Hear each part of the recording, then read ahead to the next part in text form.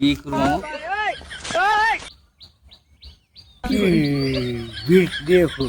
Video কর।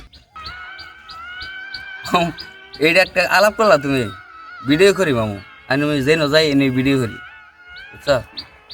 নাহলে কত কষ্ট আসে এসে আমি জানি। ফেসবুকে এটা কিন্তু কিছু বোঝে না।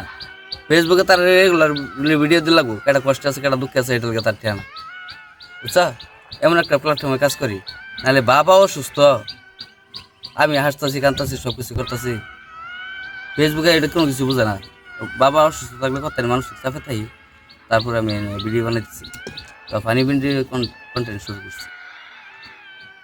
হাসি খুশি থাকতে হলে, কষ্ট বলতে হলে হাসি খুশি থাকতে হবে।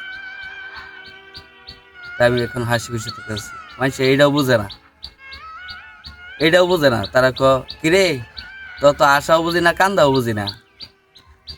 আমি যে দায়িত্ব কয় কি